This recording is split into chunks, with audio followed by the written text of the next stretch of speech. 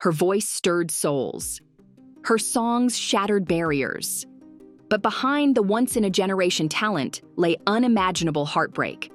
Aretha Franklin's journey featured staggering highs and shattering lows.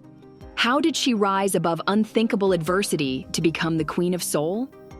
Aretha Franklin is one name that instantly brings to mind one of the greatest voices in music history. Her catalog of classics like Respect, Natural Woman, and Think made her a global icon, transcending musical genres. But Franklin's path to the top held profound trauma and trials.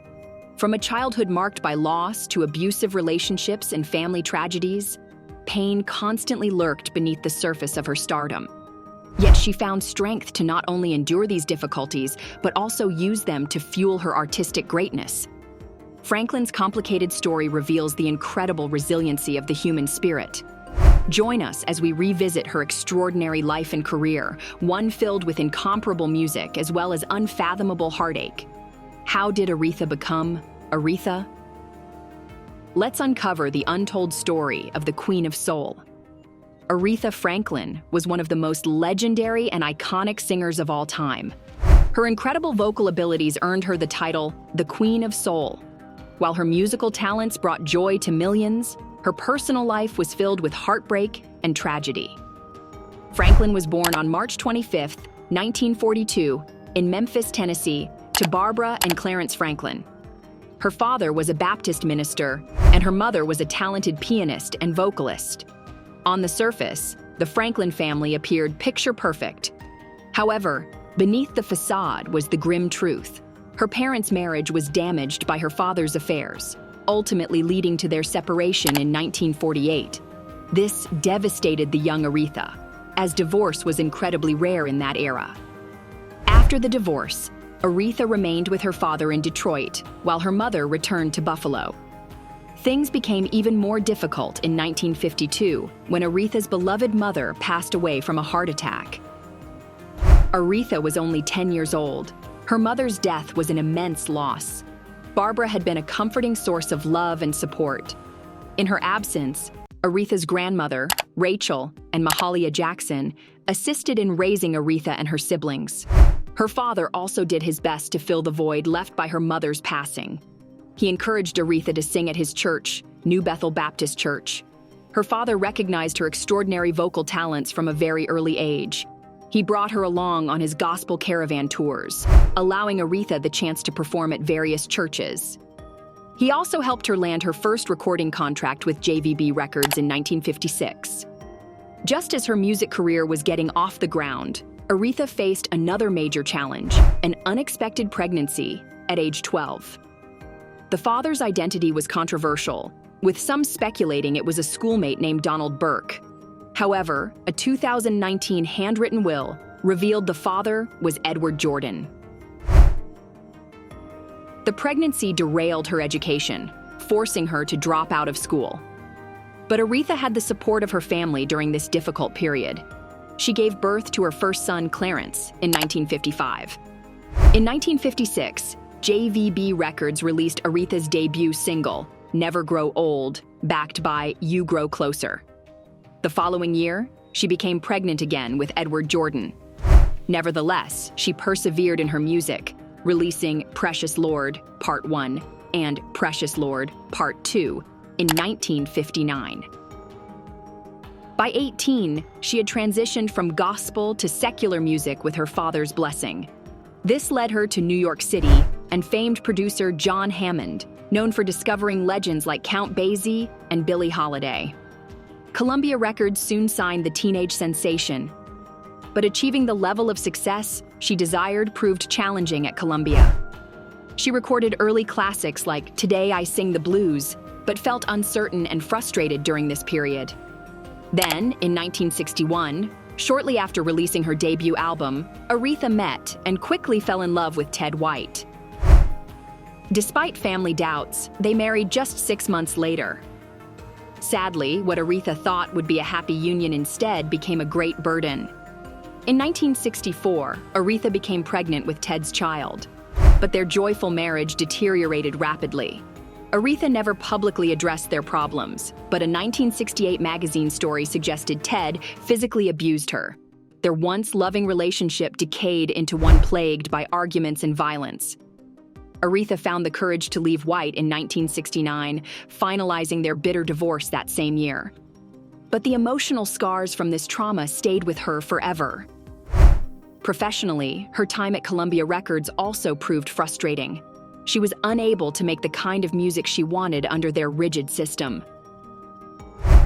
With the help of producer Jerry Wexler, she left Columbia in 1966 for greater creative freedom at Atlantic Records. The results were monumental.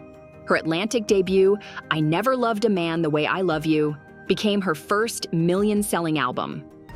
The subsequent single, Respect, catapulted her to superstardom and was embraced as an anthem by the civil rights and feminist movements. But more troubles loomed in 1969 when an imposter boldly performed as Aretha in Florida, charging less than the real Queen of Soul would. Legal issues ensued before the matter was resolved. Nevertheless, Franklin's career ascended to even greater heights in the early 1970s. Her legendary shows at the Fillmore West in San Francisco and international tours of Europe and Latin America cemented her status as a global icon. 1972's Amazing Grace, a live gospel album recorded at LA's New Temple Missionary Baptist Church, is considered one of the greatest gospel recordings ever made. But as the mid-1970s approached, Franklin hit a rough patch. 1973's Hey Now Hey, The Other Side of the Sky, with Quincy Jones, while containing the hit single Angel, was a commercial disappointment. Her dominance on the R&B charts waned as well. In a bid to revive her career, she left Atlantic Records in 1976 for Arista Records and its founder, Clive Davis.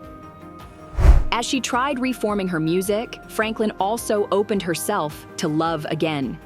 She married actor Glyn Turman on April 11, 1978, in a ceremony at her father's church. Sadly, tragedy struck on June 10, 1979, when a mugger shot her father, leaving him unconscious for 6 years until his passing in 1984. The horrific attack prompted Franklin to move back to Detroit and care for her ailing father. Shortly thereafter, her marriage to Turman also dissolved. Professionally, Franklin experienced a major comeback with Arista's Who's Zoomin' Who in 1985. The album marked her first platinum-selling album in over a decade. In April 1988, her sister Carolyn died of breast cancer. The following year, both her brother Cecil and close friend Sam Cooke passed away. Franklin's rampant smoking exacerbated health problems like fluctuating weight and vocal issues. After nearly 40 years of smoking, she finally quit in 1992. Further sadness continued haunting Franklin throughout the 1990s and 2000s. Her sister Irma died of throat cancer in 2002, the same year as her half-brother Vaughn. After an incredible 23-year run with Arista, Franklin decided in 2003 to take control of her career, founding her own label, Aretha Records. Health problems increasingly interfered with her ability to tour and perform. In 2010, she underwent undisclosed surgery and shed nearly 100 pounds. Nevertheless, her vocal mastery remained peerless.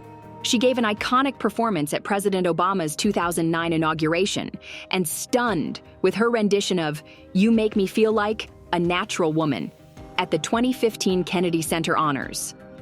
But by 2018, Franklin was seriously ill and bedridden at her Detroit home.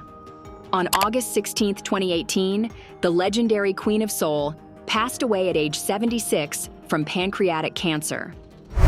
While Aretha Franklin possessed one of the greatest voices in music history, giving joy to millions worldwide, her personal life held profound heartbreak and adversity. The loss of her mother as a young child left deep scars. Abusive relationships and several failed marriages brought lasting trauma. The early deaths of her siblings and father from cancer compounded her grief. Health struggles, including obesity, smoking, and alcohol abuse, plagued her for decades. Yet through these myriad challenges, Franklin's inner strength and devotion to music propelled her to unfathomable heights. The Queen of Soul reigned for over half a century, thanks to her unparalleled vocal abilities and trailblazing spirit. Though sadly no longer with us, Aretha Franklin's music will continue to inspire generations to come. She remains one of the most influential and cherished artists of all time.